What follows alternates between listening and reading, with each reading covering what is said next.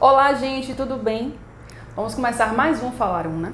E hoje temos um convidado com o currículo dele é babado. Ele é mestre em estudos de linguagens pela UNEB, graduado em letras vernáculas em inglês pela UFBA, professor e tradutor particular e também pela KEB e, como eu falo, my teacher nas horas vagas. Essa é a melhor parte, né, gente? Renan Queiroz para vocês.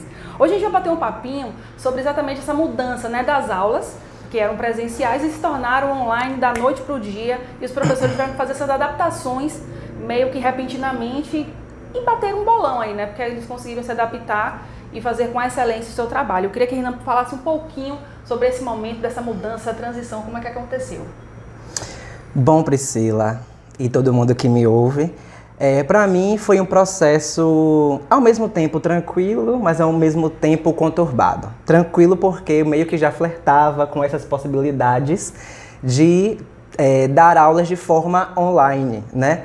E aí, mas eu só flertava, ainda não tinha começado porque tinha medo e tinha muitas pessoas que elas não aceitam as aulas online porque elas acreditam que estão perdendo algo, que não é a mesma coisa que ter aula face to face, ou seja, cara a cara. E aí, quando chegou em março, né, aquele boom do Covid, infelizmente, e aí todo mundo se viu obrigado a entrar nessa realidade. E para mim foi mais complicado ainda, porque eu estava trabalhando em uma instituição nova.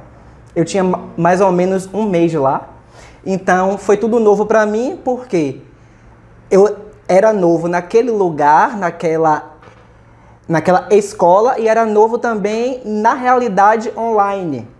Então, para mim, foi desafiador nesse sentido. Mas não do ponto de vista das tecnologias. Para mim, não. Bem por dentro, né? Por dentro não estava, mas como eu sou muito curioso, para mim foi um processo prazeroso, não foi difícil. E também porque eu não tinha essas crenças de que as aulas remotas são inferiores, são ruins. Então, para mim, foi muito mais fácil esse processo de adaptação. Você, enquanto aluno, já tinha feito alguma aula online?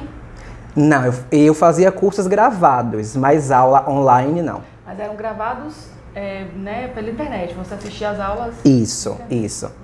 Assistia a muitos cursos, porém eu nunca vivi essa possibilidade de um ensino remoto, que é muito diferente, né? Muito diferente. Como é que foi para você lidar com vários alunos, né? A faixa etária dos seus alunos era qual a idade? Entre 12 e 14 anos. Entre 12 e 14 anos. Como é que foi essa experiência? Por um lado foi bom, porque você sabe, né? Crianças geralmente nasceram já... Não, adolescentes. Adolescentes, né? Já nasceram com o celular na mão, o computador no colo. Então, para eles, esse processo é muito mais fácil. Por outro lado, eles não têm ainda a maturidade de discernir que aquele momento é um momento de estudo, não é o momento de brincar, de jogar. Mas eles pegaram assim muito mais rápido do que nós, né? Você tem uma preferência por alguma ferramenta ou Google Meet, o Zoom? Você tem preferência por essas duas ou por outras? Olha, a ferramenta que eu mais uso hoje é o Meets. Por quê? O Meets é um site, não é site que diz, como é que seria? O Google Meets é uma plataforma que é mais leve. O Zoom, ele tem mais recursos e justamente por isso o Zoom é mais pesado, às vezes trava muito. Então eu estou optando mais pelo Meets mesmo. Mas desde o início você optava por ele ou não? Desde o início. Você acha, porque na hora que você está no Google Meet, você coloca alguma apresentação, você não vê mais as pessoas, né? Isso. Não lhe causa um certo desconforto, porque quando eu vou ter reunião com o cliente, quando aparece, eu não estou vendo se as pessoas estão me vendo, estão correspondendo. Eu acho essa parte particularmente um pouco ruim. É um pouco chato. Então, o que é que eu faço? Por exemplo, se eu estou apresentando um slide, eu compartilho minha tela, congelo lá e volto para o Meets para ver o rosto das pessoas e estou lá dando aula, né? Pela apresentação, pelo compartilhamento. Entendeu? Aí quando eu preciso mudar de um slide para outro, eu volto pro slide, passo e volto para a tela do Meets para poder ver todo mundo. Então é como se ficassem duas pessoas, é isso? Dois perfis? Não. Por exemplo, eu entro no Google Meets, eu compartilho minha tela. Tá, eu tô lá na página do slide, né? Aí eu volto pro Meet. Eu saio da tela do slide e vou pro Meet. E aí, quando eu vou pro Meet, eu consigo ver meu aluno. Entendi. Entendeu? Mas assim, as maiores dificuldades de uma aula online é que as pessoas não abrem as câmeras. E eu tenho percebido isso de forma muito frequente. Quando é aulas com grandes grupos, as pessoas não costumam abrir as suas câmeras. Aí você não sabe se a pessoa está realmente prestando. Aí eu não sei se a pessoa está ali, não sei se ela está jogando, não sei se ela está realmente atenta à aula. Eu acho que essa é a grande dificuldade, a diferença, né, da aula presencial, porque você estava ali correspondendo, né, olho no olho com as pessoas, e percebendo o interesse delas ou não. E essa realidade online, ainda mais com essa opção da pessoa desligar a câmera. Sim. É impressão minha, mas assim, sempre que eu tenho alguma reunião por vídeo, por mais rápida ou longa que seja, enfim, eu me sinto mais cansada, né? Parece que dá um cansaço, um desgaste maior para a gente prestar atenção, né, nessas ferramentas. Ainda hoje eu me sinto mais cansada numa reunião por vídeo do que uma reunião presencial. Você percebe isso também ou não? Eu percebo, mas isso se dá pelo fato de que, como a gente está trabalhando em casa, a gente não consegue separar a nossa vida doméstica, o nosso lazer e o nosso trabalho. Porque quando você sai de um lugar para outro para trabalhar, o seu psicológico ele se prepara. Você toma um banho, você veste ali sua roupa, arruma a mochila, pega seu carro ou ônibus e vai. Então, seu psicológico ali está sendo trabalhado para compreender que você está indo trabalhar ou estudar. Mas quando você está em casa, você não consegue separar bem uma coisa da outra. Você ainda não consegue separar para você ter essa... Hoje eu consigo. Por exemplo, se eu vou dar uma aula, eu me arrumo. Para meu cérebro compreender que aquele momento é momento do trabalho. Como se fosse um ritual, assim, Isso, né? Isso. Entendi, realmente. Eu trabalhei por um tempo remoto, depois eu fiquei, né, mais híbrida assim, mas até quando eu tenho reuniões aqui por vida, pra mim essas reuniões por vida foram maravilhosas, porque assim, eu tinha muitas reuniões, aquela frase, né, reuniões poderiam ser um e-mail, então isso pra mim tem sido muito positivo, porque reuniões que eu tinha que me deslocar, até chegar no cliente, esperar às vezes na recepção, para falar meia hora, uma hora que seja, tomava uma manhã inteira para eu voltar, pegar engarrafamento e até chegar no escritório de novo. Então assim, para minhas reuniões online, o Google, nossa, Meet, Zoom, eu sou apaixonada porque assim, otimizou demais, eu consigo às vezes ter 3, 4 reuniões uma manhã, o que de transporte, né, de carro, qualquer que seja, não é possível. E aí eu tenho uma reunião, às vezes uma reunião colada com a outra e resolvo tudo ali e volto a trabalhar. Isso para mim nesse aspecto foi muito positivo, mas eu sinto que psicologicamente, né, eu me sinto um pouco mais cansada numa reunião de 1 hora por vida do que se ela for presencial. Vamos lá, me fale agora assim, em relação a... Nesse momento você teve toda essa transição, sim, fez essas adaptações, houve um boom muito grande, né, de cursos online, já que as pessoas passaram a... Teve um período que as pessoas precisaram ficar em casa e elas passaram a consumir mais cursos online, porque consequentemente elas estavam tendo reuniões online, estavam tendo as suas aulas, né, da escola, da faculdade, enfim, online. Então percebeu-se a possibilidade real, né, de que os cursos online eles podem sim serem proveitosos, né, eles podem sim passar o conteúdo com qualidade.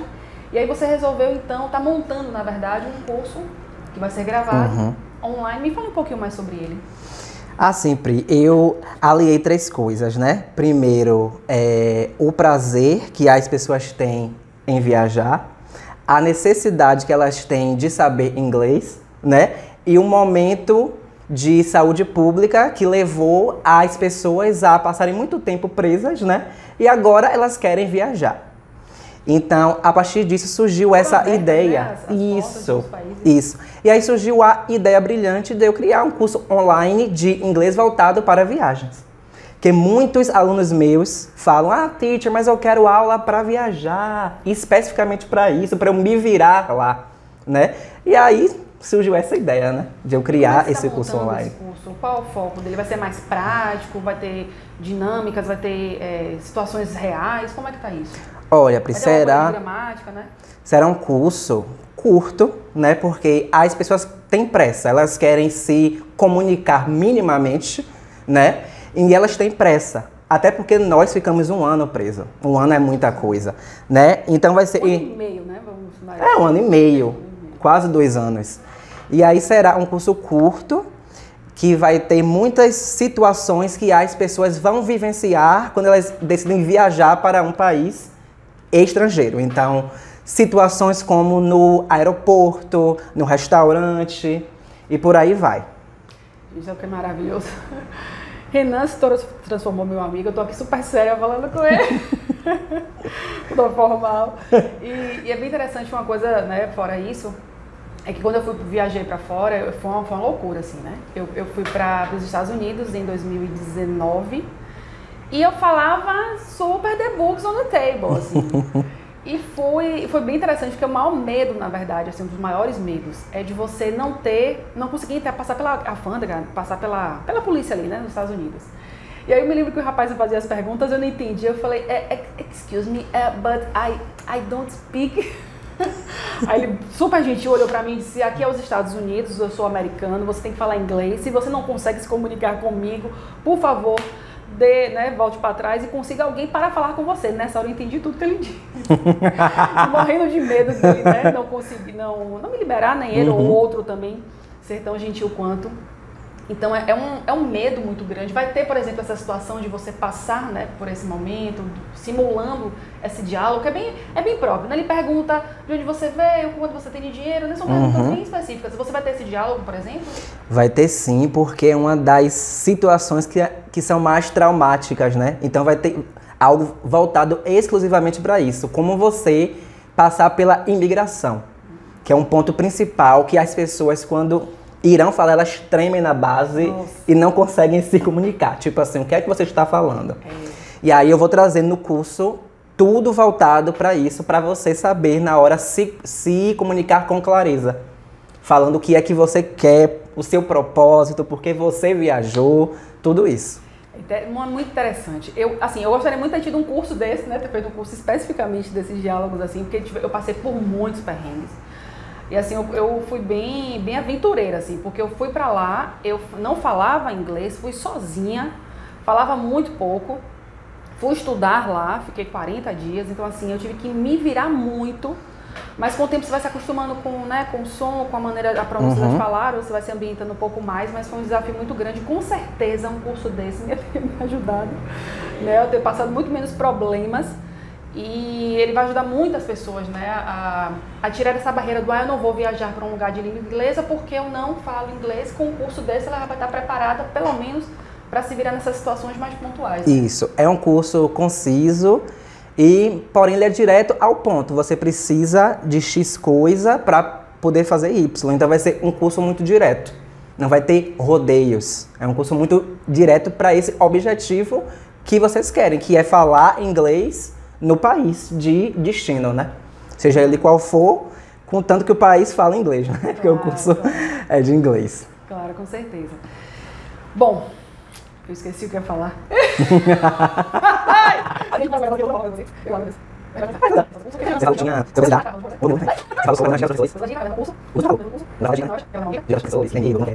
Bom, para finalizar, eu queria perguntar agora a Renan sobre uma dica, né, que ele queira dar para algum profissional, algum professor que tem alguma dificuldade, que já tem montado algum curso online, que queira montar, enfim, dentro desse ambiente digital. Você tem alguma dica assim para dar para os professores que ainda têm algum tipo de barreira? Bom, Pri, a dica que eu dou, a dica principal é não vejam as tecnologias como inimigos da gente, sim como aliados. Primeiro passo, porque eu percebo hoje que há muita resistência e às vezes não tem fundamento nenhum. Então, a dica que eu dou, primeiramente, é não criem resistência. E o resto é buscar, né, através do uso, da prática constante. E é isso. É o dia a dia, né? O dia a dia mesmo. Porque eu não sabia praticamente nada. Hoje eu já sei muita coisa, né? Não sei tudo, ninguém sabe tudo. Mas de onde eu parti para onde eu estou hoje, a mudança é gigantesca. Perfeito. Obrigada, Renan, pela sua vida. Eu que agradeço. Por ter batido esse papo com a gente, trocado um pouquinho, né? Algumas dicas, algumas ideias. Espero que você, professor, você pessoa, né? Profissional que ainda tem alguma dificuldade nessas ferramentas, já esteja mais habituado, tenha utilizado alguma dessas dicas. E falar só uma coisa, esse curso ele vai ser lançado, já está pronto, vai ser para o ano que vem? Como é que... Olha, para esse curso está em andamento, ele está sendo produzido e no ano que vem, gente, vai ser lançado, viu? Fiquem de olho. Vou deixar então o arroba aqui de Renan para vocês já seguirem ele, pegar umas dicas lá também. E já acompanhar que assim que os cursos for lançado, vocês já adquirem para fazer uma viagem e não passar pelos perrengues que eu passei na minha experiência, que foi bacana, né? Mas eu suei, confesso que eu suei. Mais uma vez, Renan, obrigada. Eu que agradeço, Obrigada Priscila. mesmo, fico muito feliz e até para vocês o próximo Fala Aruna.